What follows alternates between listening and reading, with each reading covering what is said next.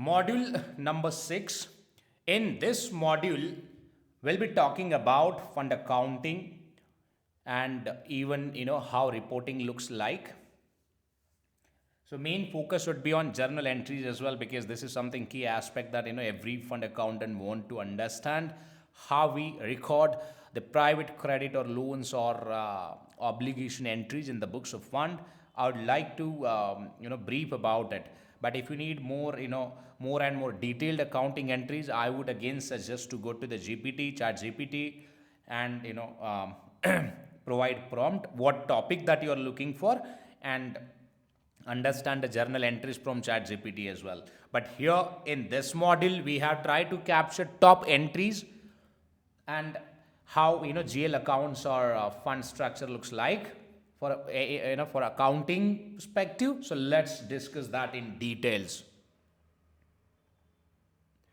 See, in a fund admin, if we see for accounting what we need, if let's say you're an accountant, and if I ask you what you need to do accounting of, let's say, different transactions, you need fundraising details, you need investing details, operating expenses, and distributions as well. All right. So you need all of these details, correct? But as a fund, every fund open bank account with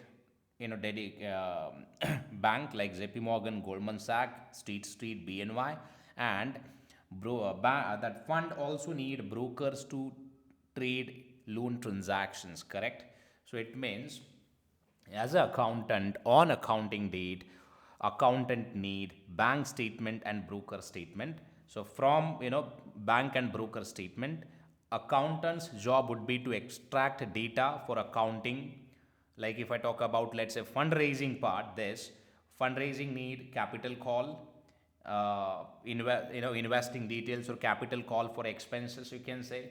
Then as a investing, of course, buy and sell of loan details which is needed, and that accountant can extract from the broker statement or bank statement.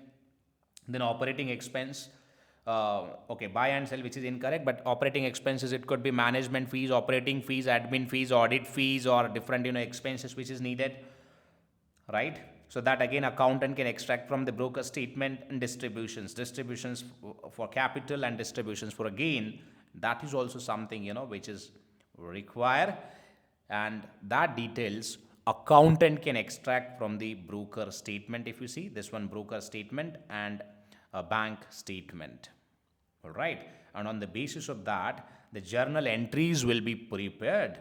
Journal entries, see, basically journal entries is the foundations for a group ledger, and group, on the basis of group ledger, we can prepare trial balance, and on the basis of trial balance, the the balance sheets and P&L, profit and loss account statements, that we can prepare easily. I hope you get it, means what I mean. All right. So now I just want to give you the touch to the fund GL structure, means how it looks like in an accounting system. See, let's take this example. Let's say when we prepare journal entries, we'll have a capital call received, right? And in a capital call, you can see two different accounts: cash account debit to capital account credit.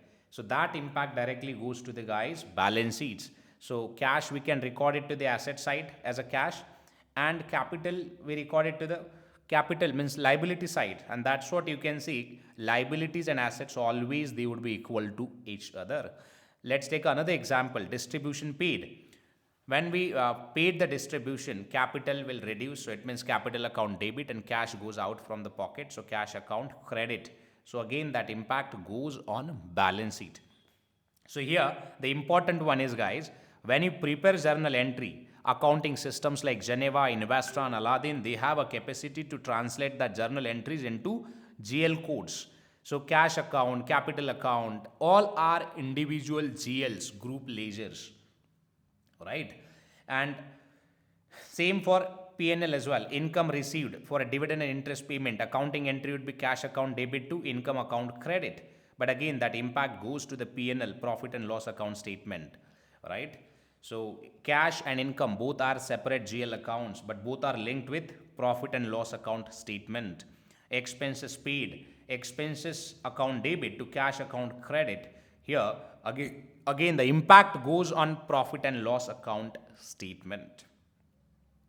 And on the basis of balance sheets and P&L, we can prepare the PCAP, which is partners capital statement, because in a private credit funds or private equity funds, fund accountants needs to prepare PCAP for contributions, distributions, and profit and loss account statements of profit and loss account balance for each partner that needs to prepare, right? So that's how basically your accounting works.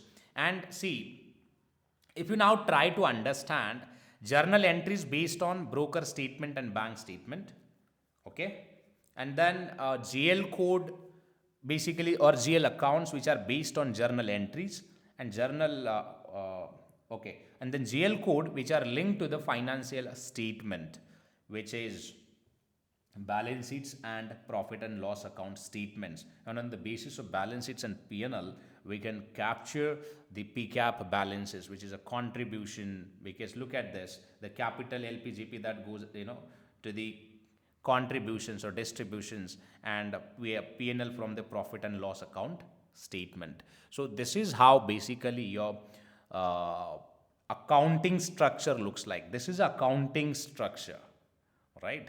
And that you should know it. If you see any, let's say, error in GL accounts, you need to check journal entries, and to check the journal entries validation, you need to check the data from the bank statement or broker statement.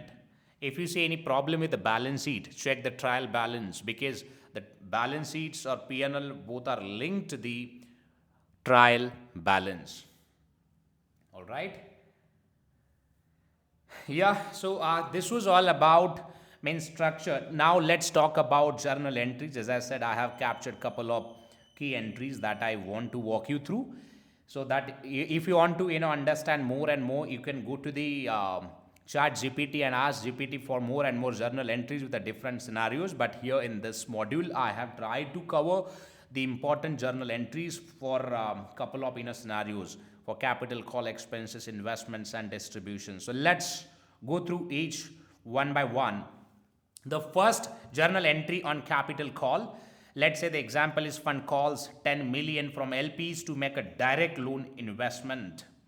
Fund calls 10 million from LPs to make a direct loan investment. Journal entry would be cash account debit 10 million to credit LP's capital contribution, because capital contribution always we record to the credit, it's a rule, and cash received to the fund always that will be debited. Again, it's a rule, because capital, which is a part of liability, and liability we always record to the credit side, and capital which comes under the personal account basically. And if I talk about this cash which is a part of real account, and real account says debit what comes in, credit what goes out. If cash goes out from the funds account, it will be credited, and if comes in the fund, it will be debited. Same for capital. If capital comes in, would be credited, and if goes out, that would be debited.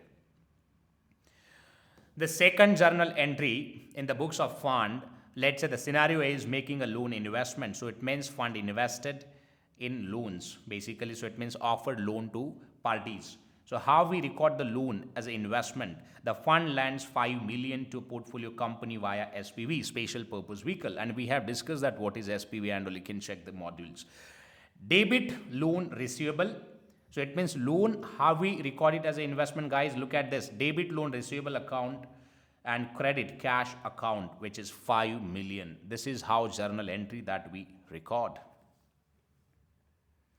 Then the third journal entry on accrued interest income. Scenario is loan earns 10% annual interest up to 3 months, 1 quarter. 3 months would be for 1 quarter. Interest accrued. Amount is 5 million into 10%. Divide by 12. So it means you need to calculate for 12, and you can multiply with 3. So you will have 125k dollar interest, and accounting entry would be debit interest receivable to credit interest income account. And let me tell you something, interest always we record to the credit, because on a P&L also we record interest income as a credit, and there is a rule which is debit the expenses and losses, credit the income and gains, which is a golden rules that we follow here. And interest receivable, which is a part of assets, so that will be debited by default. The another or next, the journal entry we have for a discussion here, loan repayment plus gain accounting. The statement is like loan repaid early with a 2% exit fee and total cash received around 5 million plus 100k exit fee, right?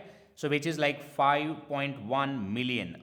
Accounting entry would be debit 5.1 million and credit loan receivable, which is 5 million, and realized gain, which is 100k. So realized gain on investment. See, gain always we record to the credit side, and that's how we have prepared this journal entry.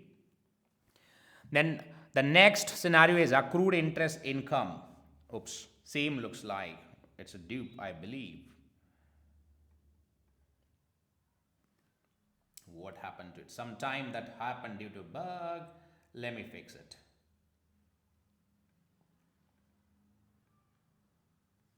Yeah. So next entry, journal entry for a distributions to LPs. Fund distributes 1.5 million to LPs after a partial loan repayment. Debit LP capital account, which is 1.5 million. Credit cash account. Why credit cash account? See, cash which is a part of real account, and real account rule says debit what comes in, credit what goes out. And that's how, that's why we have recorded cash as a credit entry. All right. Then the next one is carried interest allocation. After successful exits, let's assume it GP is entitled to 20% carry on a profit of 2 million.